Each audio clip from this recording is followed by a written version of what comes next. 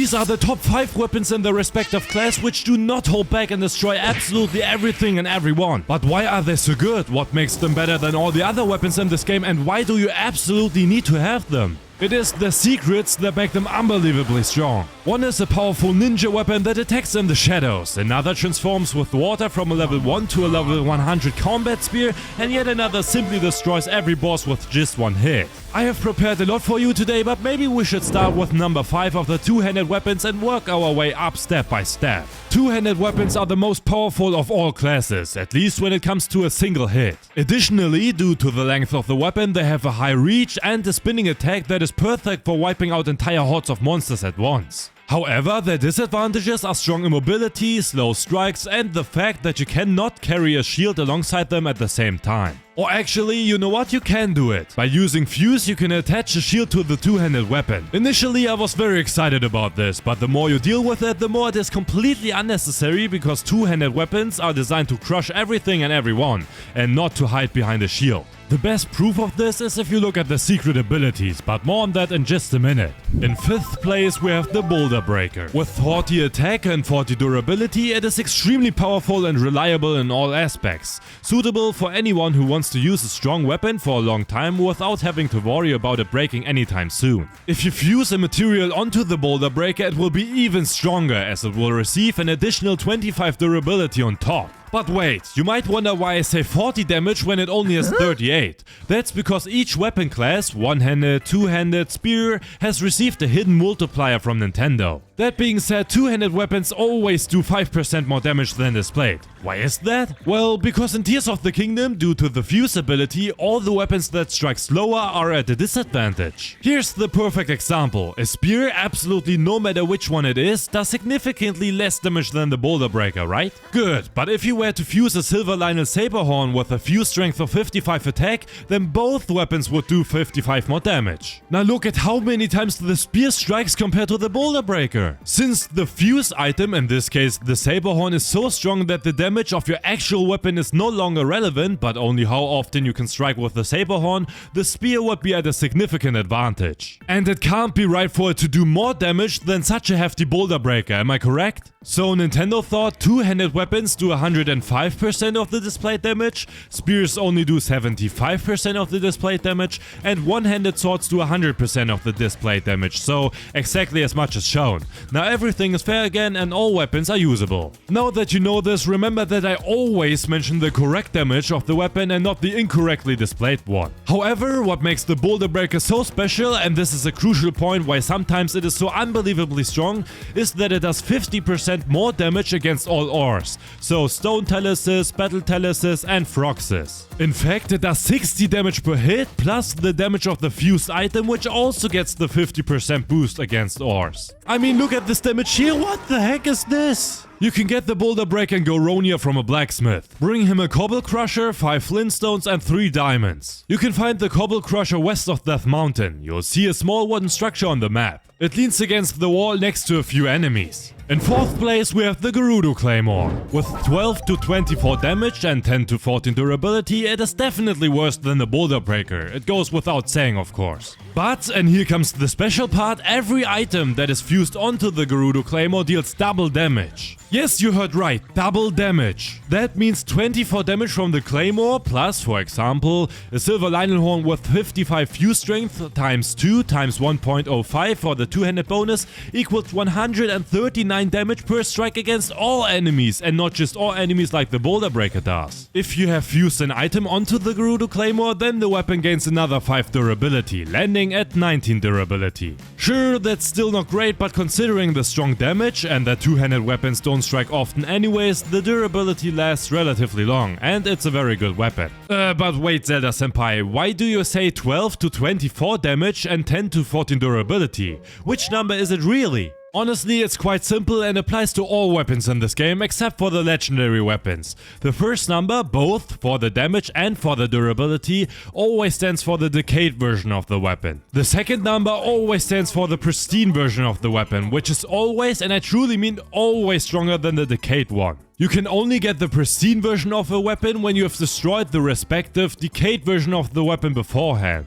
For example, you get the Gerudo Claymore, break it, and from that moment on it can spawn in the depths at those Shadow Soldiers. You can easily obtain the Gerudo Claymore on this rocky outcrop in the northern Gerudo Desert. It's located near a monster camp. Either snatch it from the monsters before they can grab it themselves or simply defeat all the enemies. This weapon also reappears after every blood moon. If you've destroyed its decayed version, it can now spawn in its pristine form at Shadow Soldiers beneath the Gerudo Highlands and the Gerudo Desert. Here's the very last tip before we look at third place and one of my absolute favorite weapons in the entire game. Every Shadow Soldier always wields only one weapon class. So, if you see a soldier holding a one-handed weapon, you will never get a Gerudo Claymore there. If you find a Shadow Soldier holding your desired class but not exactly the weapon you want, reload a save outside the render distance, so just a bit further away from the soldier, and he will now hold a new weapon. And now simply repeat this process until you get your desired weapon. In third place we have one of my favorite weapons, the Molduga Royal Guards Claymore. But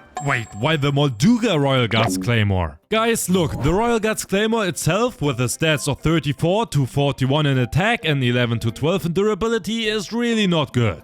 Even if it gets plus 10 durability through fuse, it's basically useless. But it has an ability that when it only has 3 durability left, so when this message here comes up, it deals double damage. Now there's another secret ability that Nintendo doesn't tell you about. When it only has 1 durability point left, so when it would break after the next hit, it deals double damage again. And this also applies to the material that is fused. Now, to make it even more powerful, when you've upgraded all parts of the Radiant set twice at a fairy fountain, it grants a bonus that bone weapons deal 80% more damage. And the strongest bone weapon, or rather the strongest bone item, is the Molduga Jaw. You can find Moldugas at these 4 locations and the Radiant set in Kakariko. So, if you attach the Molduga Jaw to the weapon, reduce its durability to 1, got a modded version of the Royal Guards Claymore which got 10 plus attack boost, put on the Carnival costume, eat a 50% attack boost, and this weapon now will deal 919 damage per strike, and for a throw, I can't even speak, it's 1838 damage. I mean, just take a look at that. Hinox dead, Molduga dead, Frog's dead, everything is dead. And even without the 10 plus attack boost, this weapon still deals 805 damage per strike. However, there's a catch with this weapon, which is why I didn't put it in first place, and that's the 1 durability point. This means you can only use this weapon while riding on lynels, because when you're riding on the back of a lynel, your weapon doesn't lose any durability at all, absolutely no matter which weapon you use. To be fair though, red lynels go down in 3 hits and silver ones in 6 hits. So once you're on the back of a lynel, it's literally dead right away, I'm not even joking, it's dead. So why should you use this weapon? Well, to farm lynels, which gives you money, strong materials and batteries from the lynels in the depths. By the way, no matter which weapon I mentioned today, unless I explicitly say something else, I can only recommend attaching a silver lynel saber horn and either wearing the barbarian armor or the fierce deity armor, because they give a 50% attack boost,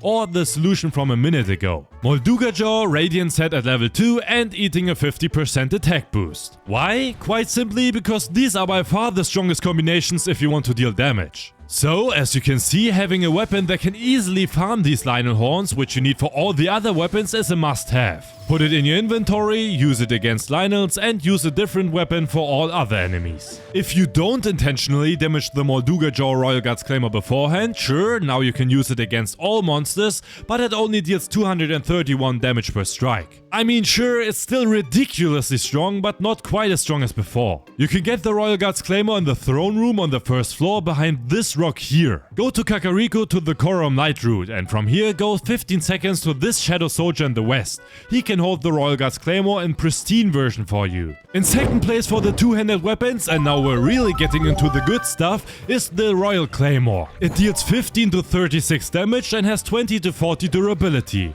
Now if you fuse something onto the Royal Claymore, it gets an additional 25 durability, making it last forever. Its ability is one of the most interesting in the entire game. It deals double damage during a flurry rush. So, if you dodge an enemy, you can strike 4 times and each strike deals double damage. Okay, I get it, I haven't convinced you yet. But in the vastness of the internet, I read someone write the following, which is absolutely true and nobody had on the radar. If you attach a Frost Gleocorn to the Royal Claymore, which adds an additional 30 damage and the Frost effect, and then also wear an attack boosting armor, or either 50% attack boost, then it looks like this. 36 damage from the Royal Claymore, plus 30 from the Gleocorn, times 2 for the ability, times 1.5 for the attack boost or from the armor, then add the two-handed weapon bonus, gives 202 damage per hit. Since every second strike freezes the enemy and the strike that unfreezes the enemy deals 3 times the damage, we get 202 times 3 to be 606. So 202 plus 606 plus 202 plus 606 equals 1616 damage per Flurry Rush. I mean, who's going to survive that? Seriously? And hold on, we're not done yet. If you consider the ridiculously high durability of the weapon, it deals 26,058 damage in its lifetime. And if it's almost broken, just repair it in 2 minutes. And just for comparison, Calamity Ganon in BOTW had 8000 HP. Do I need to say any more? I don't think so. You can get the Royal Claymore at Hyrule Castle on a small tower in the chest. The Pristine version can be found underground at any two-handed weapon soldier east of central Hyrule. I'll link this map here in the description above. With it, you can always see where all the shadow soldiers are and which type of weapon each of them carries. Alright, coming in clutch in first place is the Zora Greatsword. With 8 to 18 damage and 20 to 30 durability, and with Fuse I can get another 25 durability. Okay, the stats are pretty modest now and in all aspects worse than the Royal Claymore. Plus, the Royal Claymore also has such a powerful ability. So how can the Zora Greatsword be better? Well friends, what's better than 2 times damage in a Flurry Rush? That's right, double damage at any time. Because if you're moist, aka in the water, moistened yourself with a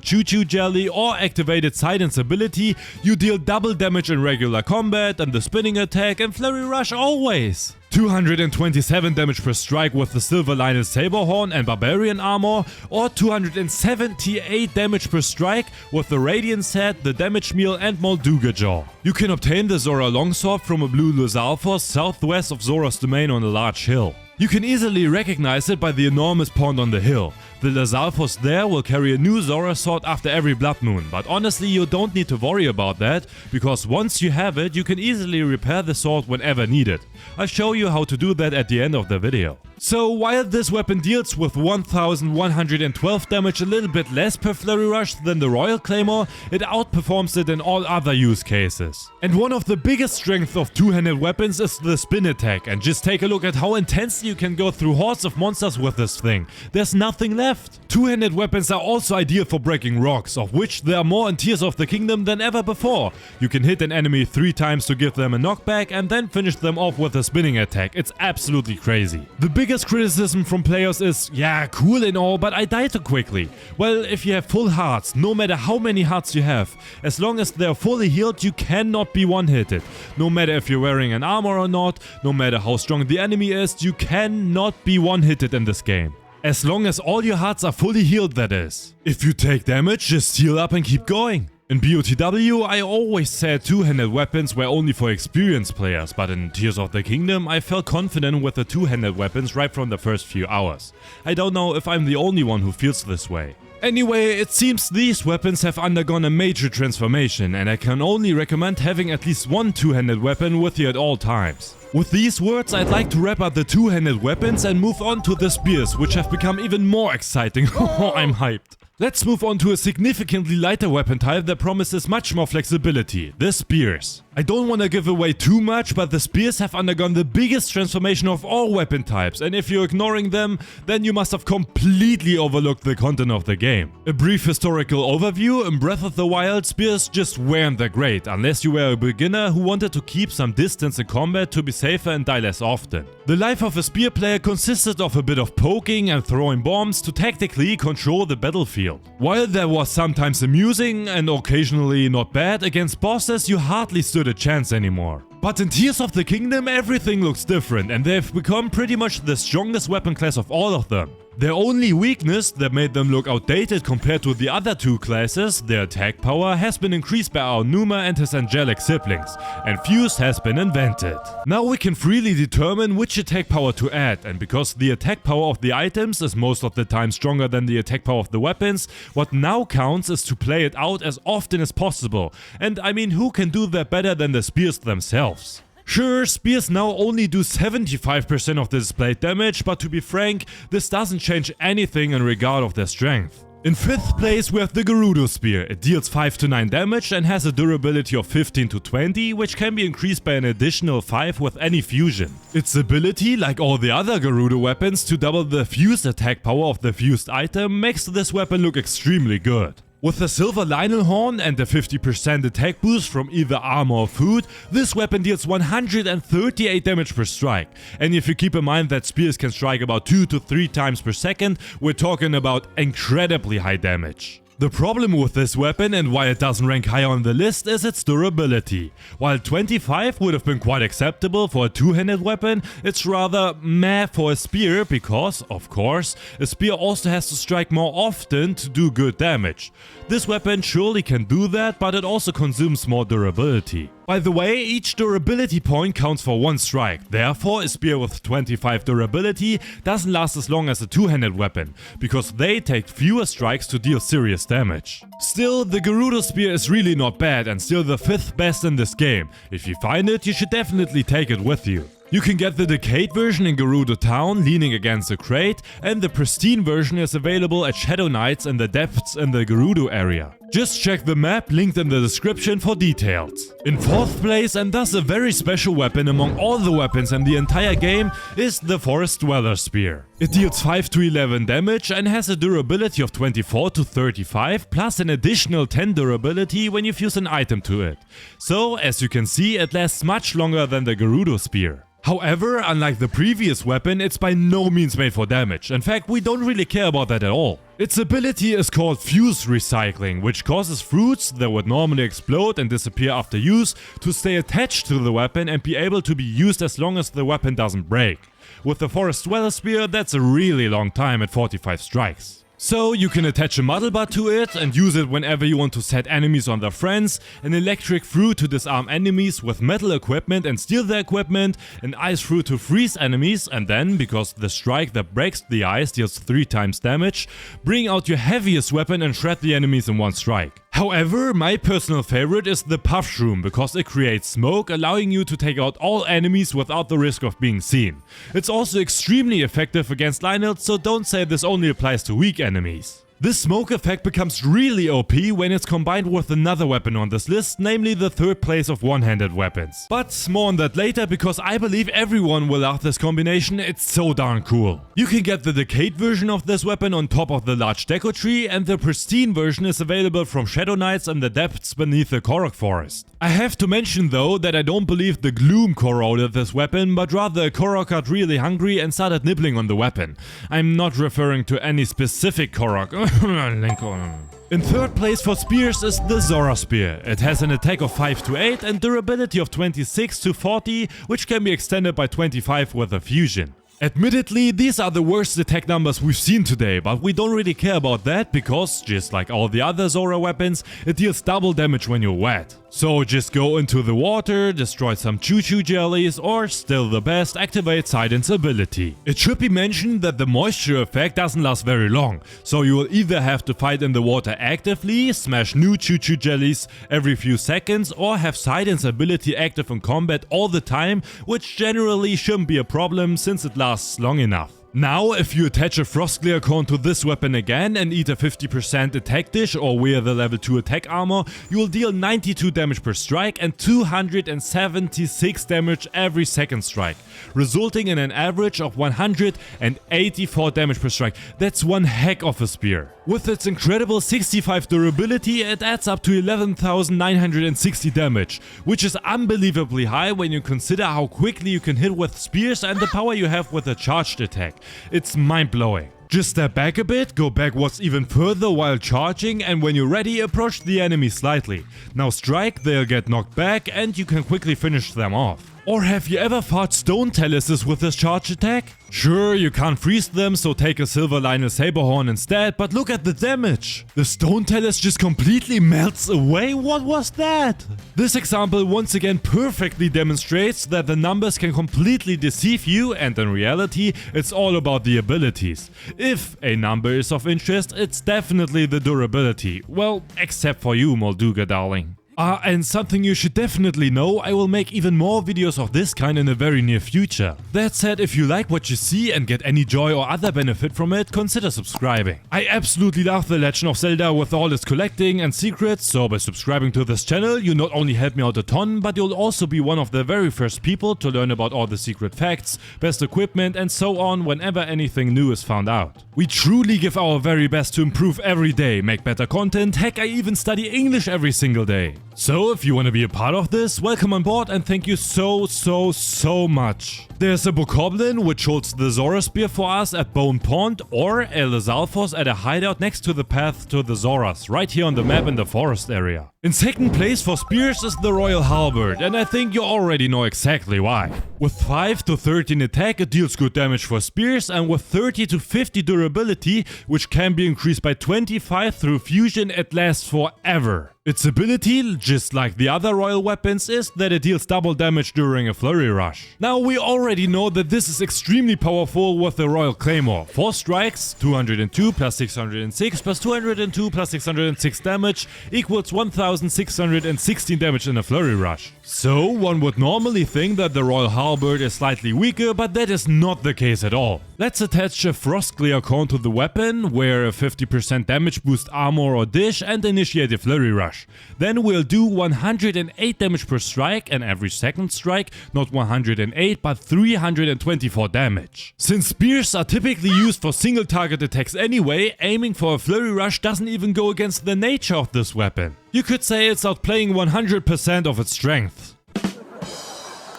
Unlike two-handed weapons that only strike 4 times in a flurry rush, spears strike a whopping 11 times. By the way, this is also why we use Gleeok horns and not dragon horns. Sure, dragon horns look much cooler, but Gleeok horns never lose their elemental effect. Try striking repeatedly with the dragon horn and you'll quickly notice that your weapon no longer has an elemental effect. The elemental power needs time to recharge, which means some of your strikes won't have an element. This isn't the case with Gleeok horns. Every strike we do with a Gleeok horn has an elemental effect, no matter how many times we strike. And sure, Gleeok horns also deal 4 more damage, but that's not as crucial. For two-handed weapons that only strike 4 times in a flurry rush, it's not a problem, because Nidra's horn's elemental effect lasts long enough. But for the Royal Halberd, however, which, like every other spear, strikes 11 times in a flurry rush, the ice effect from the dragon horn would stop right in the middle of striking, and we don't want that. So this weapon deals 2268 damage per flurry rush. Absolutely ridiculous.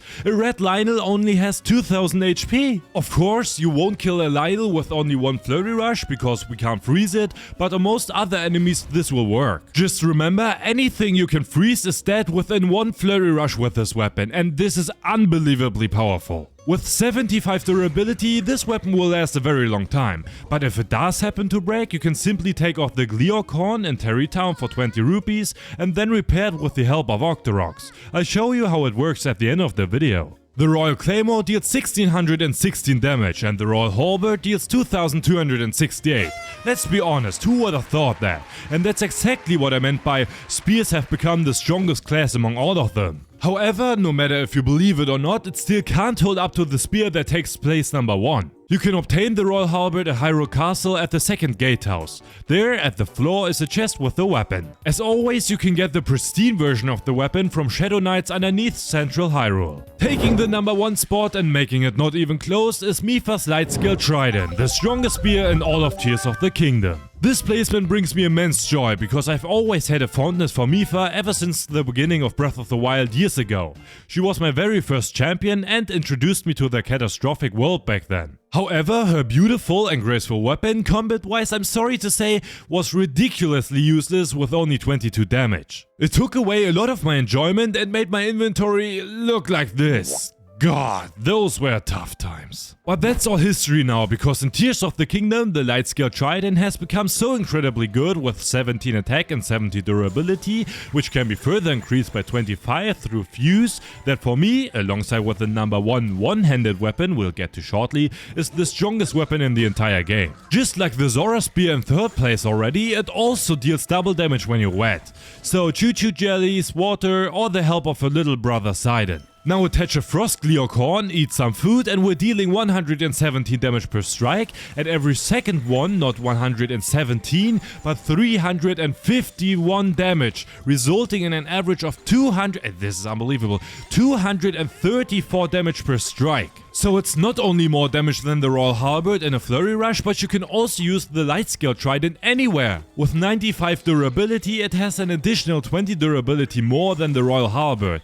which already holds up incredibly well. And it's one of the most beautiful and, in terms of history, most significant weapons. Let's just say, who wouldn't want to carry a piece of Mifa with them? You can obtain the Light Scale Trident by having Dento forge it for you in Zora's domain. For this, you'll need a Zora Spear, 5 Flintstones and 3 diamonds. You can find the ores in, well, ore deposits, and I've already shown you where to get the Zora Spear. From a bokoblin at Bone Pond, or on the way to the Zoras in the forest area at a hideout from a Lazalfos. The drawback of spears, of course, is that you can't carry a shield alongside them, but they make up for this with their strengths. One of the best tricks for them, which I don't see any player use for whatever reason, is to eat a speed dish. The 50% damage boost comes from the armor already, and because now you're so fast and have so much range, it is completely, and I mean completely irrelevant that you don't have a shield. You won't get hit anyway. In summary, spears can be used for both, for combat and for productivity, like destroying ores,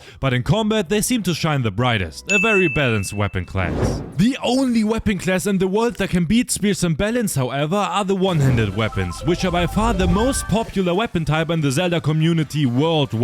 One-handed weapons are characterized by fast strikes, good damage, and the fact that they are the only ones that allow you to use a shield alongside them. So, if played correctly, the damage of one-handed weapons is roughly equivalent to that of the other classes, perhaps slightly lower, but you never die because the shield protects the player. You don't have to choose between the two, you're always good to very good in all areas. On the one side they forgive mistakes for beginners due to the shield and fast attack rate, and on the other side they are absolutely great for professionals as they support versatile techniques like, I don't know, Thunderclap Rush and Shield Block Reset.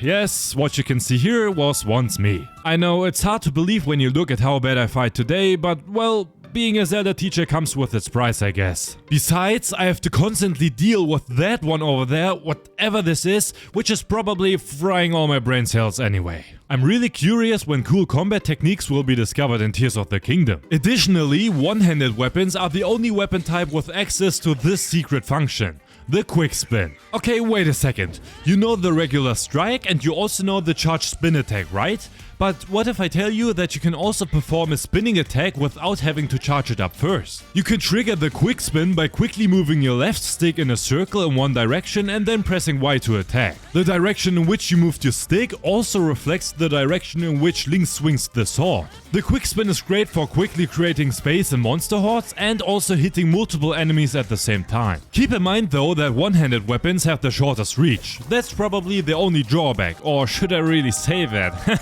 Oh yeah. 5th place is actually shared by 2 weapons because I simply couldn't decide.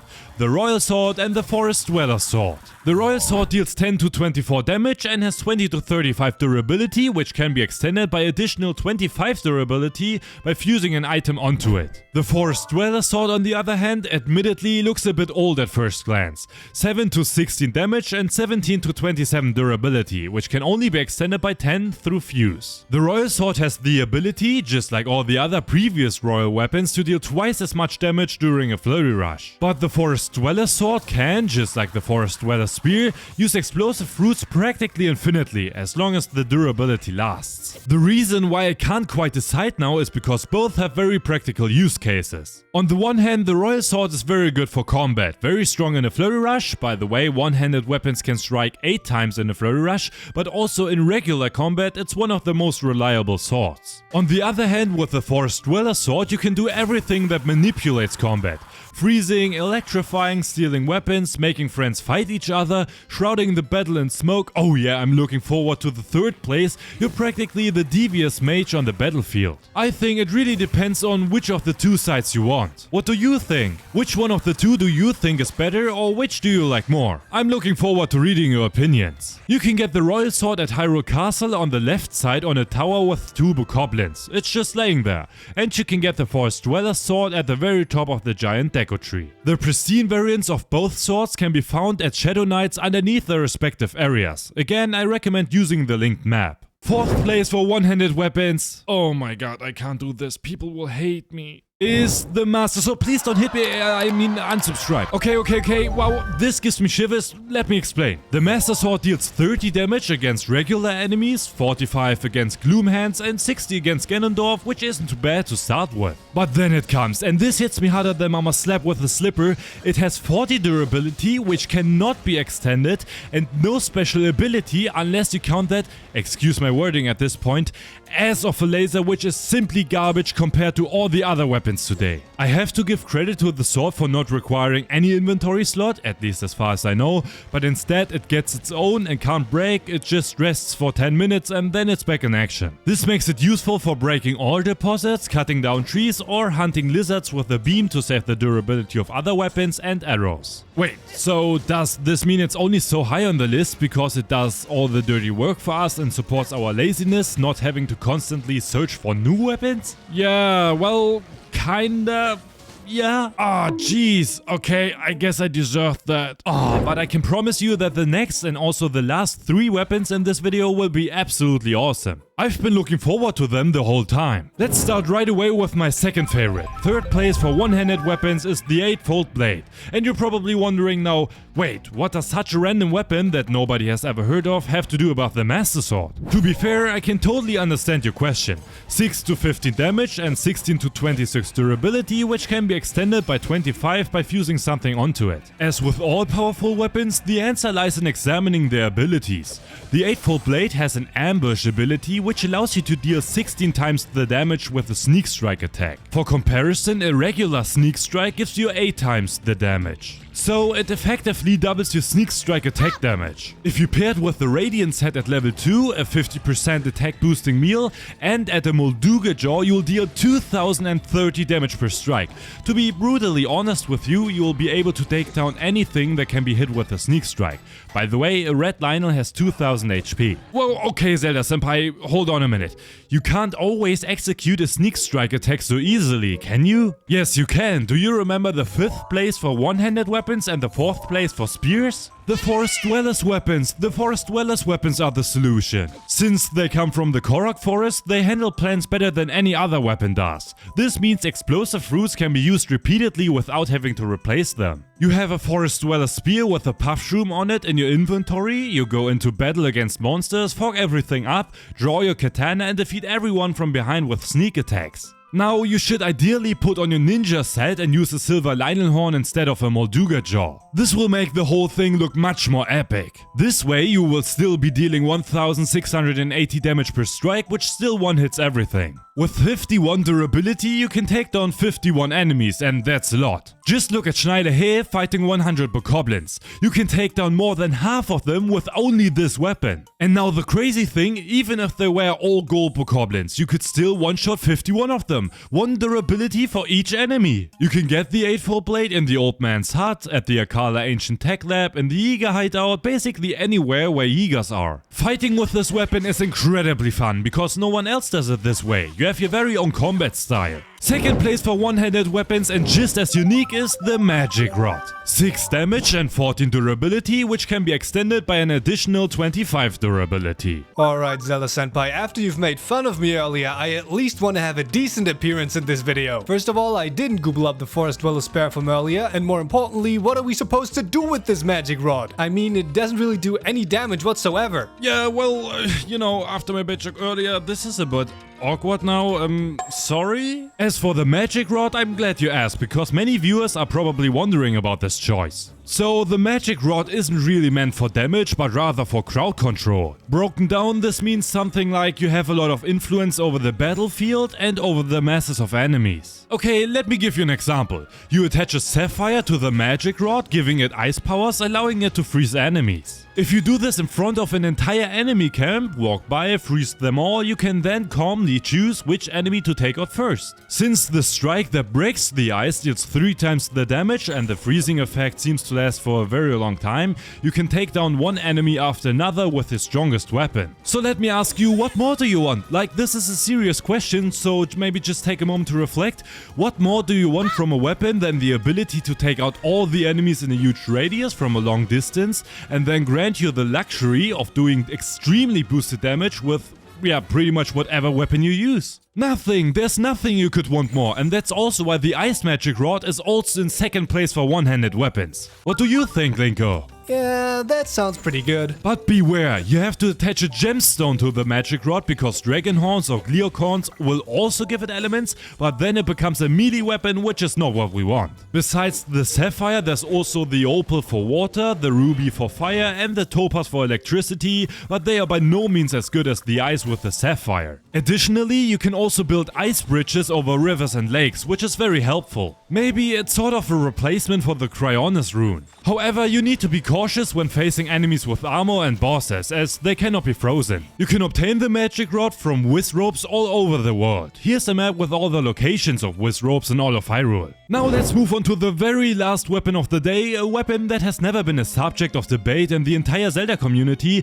about whether it's the strongest one-handed weapon or not, because it was very clear to everyone right from the start. I'm talking about the Scimitar of the Seven that once belonged to the Gerudo champion Urbosa. 28 attack and 60 durability, which can be further extended by 5 durability through fuse. This is already quite strong for a one-handed weapon, especially considering how fast it strikes. Of course, you should be wielding the Daybreaker shield here. I mean, come on guys, this goes without saying. The ability is, like all Gerudo weapons, that the fused material does twice as much damage. The best fusion for the Scimitar of the Seven is undoubtedly the local Morduga Jaw, the Radiant set that, funny fact on the side, was also available in Gerudo Town and BOTW, and a level 3 attack meal. This way the Scimitar of the Seven deals 248 damage per strike, no matter if it's in a Flurry Rush, Jump Attack, Regular Attack, or in a Sneak Attack, it deals 1980, oh my god, 1984 damage. I don't have the words. You can also wield a shield at the same time, allowing you to slide across dunes, snowfields and dirt trails. And if we're being completely honest, not to forget, it feels most natural to use a bow with one-handed weapons. I mean, a guy with a spear or a massive club with a bow is kind of odd. One-handed weapons still embody the feeling of adventure the best. I must say it out loud, with this weapon, which is undoubtedly the strongest weapon in the game,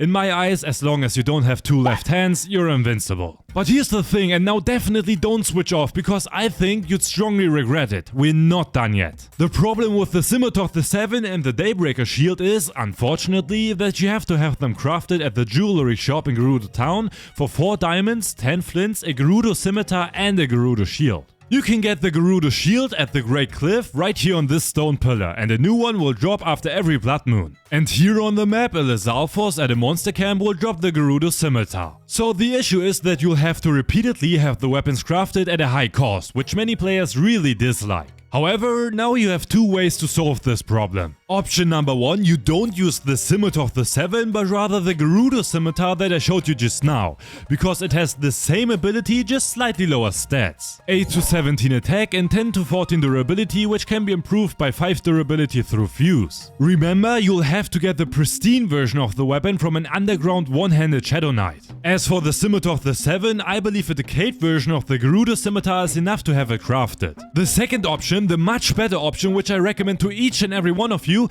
really, if you only take away one thing from this video, from the entire video, then please this. You should never go out and get new weapons. Never, at least as long as you already have the ones that you like. You can repair all weapons without glitches, completely normally, yes, even the legendary ones. To do this, you simply need to travel to Goronia and visit Octoroks at these spots here. If you found a grey rock Octorok, then throw the weapon that you want to repair in front of it on the ground, it will absorb it, slobber on it and spit it out repaired for you. However, this only works with regular weapons. While he will do spit out legendary weapons too, they won't be repaired. To get around this mechanic, fuse the legendary weapon onto a regular one. Warning, the legendary weapon onto a regular one and not a regular one onto the legendary one, and he will spit it out repaired. Now don't forget to kill the Octorok, because each Octorok can only repair a weapon once, and a new one only after it reappears after the next blood moon. To now separate the legendary weapon from the regular one, please don't do it all manually in the menu. Instead, travel to Terrytown and talk to this little Goron. For only 20 rupees, he will separate the weapons for you, and voila, you have a new, fully functional Scimitar of the Seven without having to buy a new one. By the way, another important information, which is at least as important as repairing, is all the stats that I've mentioned to you today are just base stats. You can give any weapon, except for the legendary ones, a modifier like more durability, more damage and much more. To do this, you need to feed your weapon to an Octorok again. Now it will get a blue or a white modifier, and if you now give it to another Octorok, the weapon will get a golden, really powerful modifier. If you don't like this one, just load the save in front of the Octorok, which you should always save beforehand. And now you can just simply repeat this process until you get your desired upgrade. Well then, those were the best weapons in all of Tears of the Kingdom, but do you know what's even more important in this game than having good weapons? I'll tell you, the batteries. Nintendo has made batteries a crucial part of the game, and if you have a battery that's too small, the game not only won't be fun, but some quests won't even be solvable. In order that this doesn't happen to you and you can get all the batteries quickly, easily and in a fun way so you can fully enjoy the game,